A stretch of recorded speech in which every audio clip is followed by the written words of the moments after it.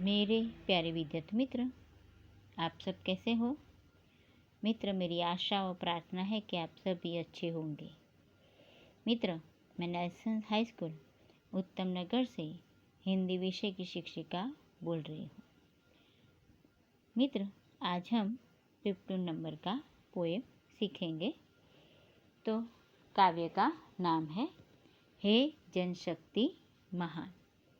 तो ये काव्य लिखा है रागेय राघव। तो सबसे पहले हम कवि का परिचय देखेंगे। तो रागेय राघव जन्म सन 1923 में हुआ था और निधन सन 1962 में हुआ था। तो रागेय जी कवि, उपन्यासकार, विचारक तथा कहानीकार है। उनके द्वारा लिखा गया साहित्य मात्रा की दृष्टि से ही नहीं, गुणवत्ता की दृष्टि से भी महत्वपूर्ण है। रागेय राघव ने इतिहास, समाज और व्यक्ति की मनोवृत्ति का चित्रण करते हुए अनेक उपन्यास तथा कहानियाँ लिखी है। इनमें मुख्य है रामानुज, गरोंदा, विषाद मठ, लोई का ताना, पक्षी और आकाश, कब तक पुकारूं, राय का पर्वत, पथ का पाप, मुर्दों का टीला आदि। मेघावी उनका प्रबंध काव्य है। मेधावी तथा पिघलते पत्थर, राह के दीपक में उनकी कविताएं संकलित है। मित्रों, अब हम कविता की ओर जाएंगे। तो हे जनशक्ति महान, जागो और जगाओ। जनशक्ति महान, जागो और जगाओ। हम पृथ्वी पर स्वर्ग बनाएंगे, हम दुनिया नई बसाएंगे। हम महाजागरण गर्जन कर अविराम चेतना लाएंगे। हे मजदूर किसान, जागो और जगाओ। तो सबसे पहले हम अपरिचित शब्द देखेंगे। तो जनशक्ति शब्द है जनशक्ति, जनता की शक्ति, जनता की शक्ति। महान शब्द है, महान यानी बड़ी, ऊंची। जागो यानी सजग हो, जागरूक हो। और जगाओ यानी चेतना लाओ, जागरूक करो।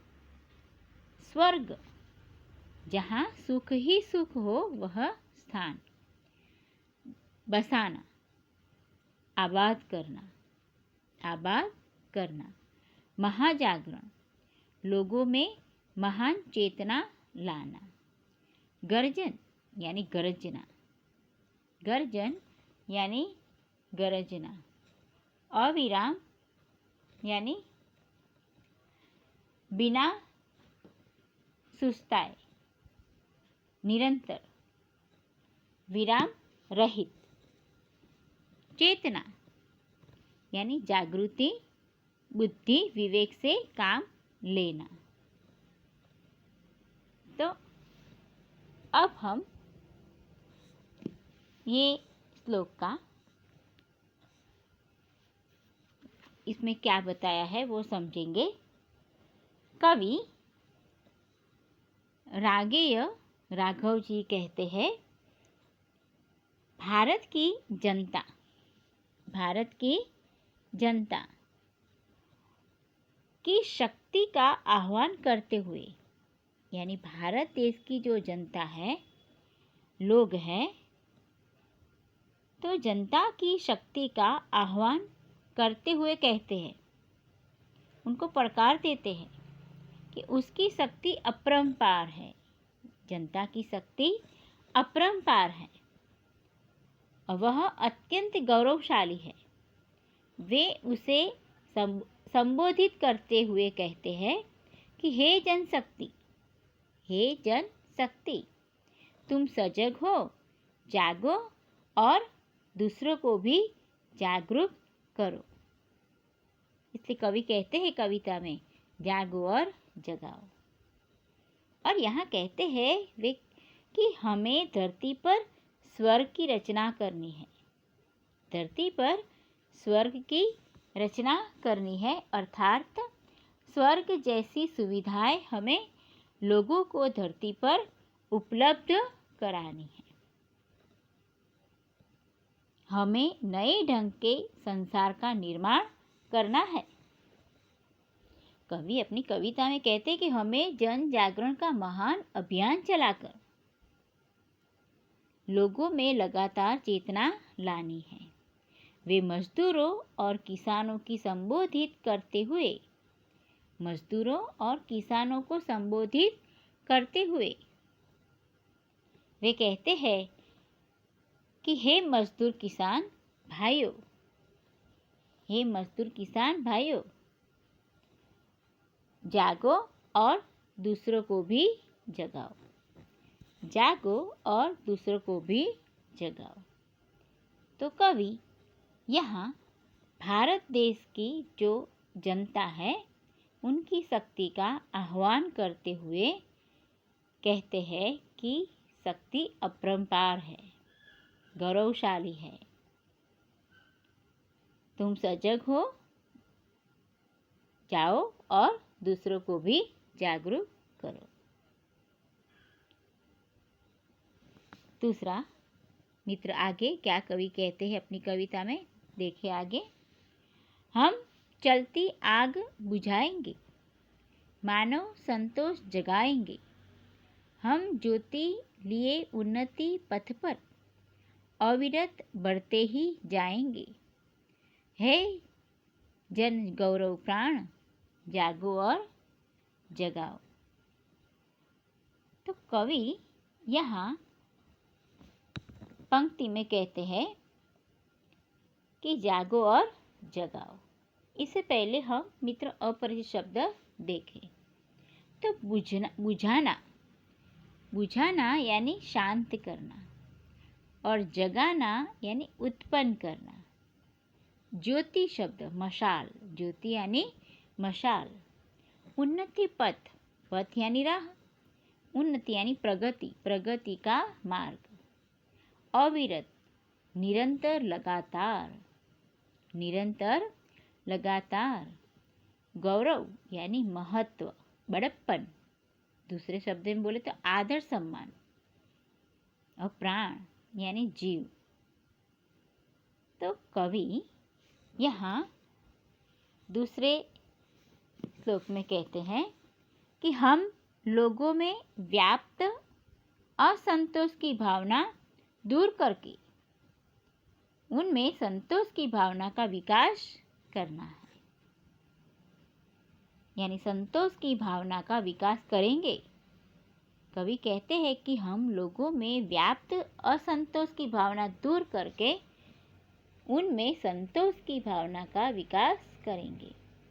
हम प्रगति के मार्ग पर मशाल लेकर निरंतर आगे बढ़ते जाएंगे और लोगों का मार्गदर्शन करते रहेंगे। और कहते हैं कि हे गौरवशाली जनता, तुम दूसरों को भी जागरूक करो। आगे मित्र, तो यहाँ जो उन्नति का पथ हमें आगे बढ़ना है।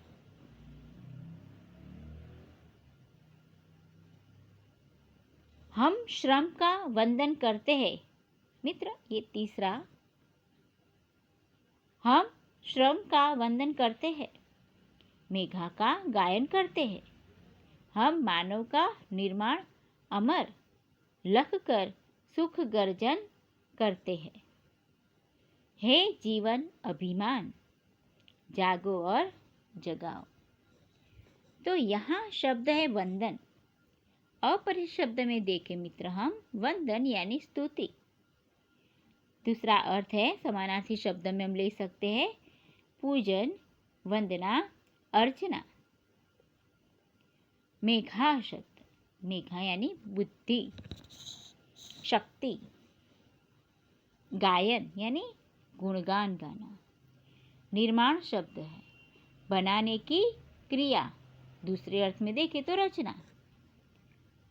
लख यानी देख, लख यानी देख। जीवन यानी जिंदगी। और अभिमान यानी गर्व, अभिमान यानी गर्व। तो ये पंक्ति में कवि कहते हैं कि हमारे लिए परिश्रम महत्वपूर्ण है, हमारे लिए परिश्रम महत्वपूर्ण है। और कहते हैं कि हम उसकी वंदना करते हैं, हम उसकी वंदना करते अर्थात मेहनत करने वाले मजदूर और किसान हमारे लिए वंदनीय है। इसी तरह हम बुद्धि का भी सम्मान करते हैं, अर्थात बौद्धिक वर्ग भी हमारे लिए बहुत महत्वपूर्ण है। हम उनका गुणगान करते हैं। हम सब लोगों के लिए सुख चैन की गर्जना करते हैं। हे जनशक्ति, हमें तुम पर गर्व है। तुम चेतो और दूसरों को भी जागरूक करो। तुम चेतो और दूसरों को भी जागरूक करो। आगे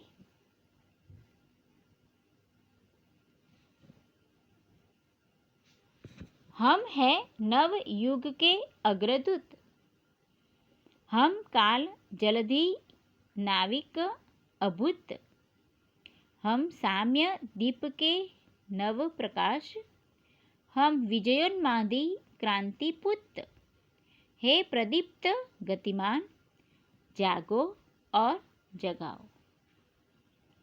अपरिचित शब्द देखें मित्र हम तो नवयुग, नया जमाना। अग्रदूत, अग्रणी यानी पहले से पहुंचकर किसी के आने की सूचना देना। काल शब्द, काल यानी महाकाल। जलधि यानी समुद्र सागर। नाविक यानी मल्लाह, नाव खेने वाला। अभूत, असाधारण, जो हुआ न हो, अभूत। साम्य शब्द, सादृश्य यानी समानता। सादृश्य का पर्याय शब्द है समानता। दीप, दीपक। नव प्रकाश, नया प्रकाश। विजयोन्मादी यानी जिसे विजय पाने की सनक हो। क्रांति शब्द, क्रांति यानी स्थिति में भारी उलट फेर, पूरा बदलाव। पुत यानी पुत्र। प्रदीप्त यानी जगमगाता हुआ, जगमगाता हुआ, प्रकाशमान। गतिमान यानी गतियुक्त, जो गति में हो। अब हम मित्र ये श्लोक को पूरा समझेंगे। यहाँ रागेय राघव जी अपनी कविता में कहते हैं कि हम नए ज़माने के अग्रणी जन हैं, नए ज़माने के अग्रणी जन हैं। हम समय रूपी सागर के असाधारण नाविक हैं। हम समानता का प्रकाश फैलाने वाले दीपक की ज्योति से निकले नए प्रकाश की भांति हैं। हम क्रांति करने वाले ऐसे सपूत हैं जिन पर विजय प्राप्त करने की सनक सवार है। और कहते हैं हे गतिमान और प्रदीप्त जनशक्ति, तुम स्वयं जागो और दूसरों को भी जागरूक करो। तो मित्र यहाँ पूरी कविता में कवि कहते हैं कि प्रस्तुत जो कविता दिया है वो कविता में कवि ने देश की जनता की बात की है। तो देश की जनता को जगाने की बात बताई है। भारत देश की जनता की बात। खुद जागो और दूसरों को भी जगाओ। कवि कहते हैं कि देश में क्रांति लाना चाहते हैं और धरती पर लोगों के लिए स्वर्ग के समान सुख सुविधा ऐसा नया संसार बनाने चाहते हैं और जिसमें लोग शांतिपूर्ण रहे। तो भारत की जनशक्ति को जगाने का आह्वान किया है। ये इस विराट जनशक्ति की चेतना द्वारा भारत में महाक्रांति लाना चाहते हैं, जिसके द्वारा मित्र एक ऐसे राष्ट्र का निर्माण करना चाहते हैं जहां लोग अमन चैन से रह सके। कवि ने भारतीय जनशक्ति को नवयुग का अग्रदूत बताया है। तो मित्र, मेरी आशा और है कि आपको ये काव्य समझ में आया होगा। धन्यवाद।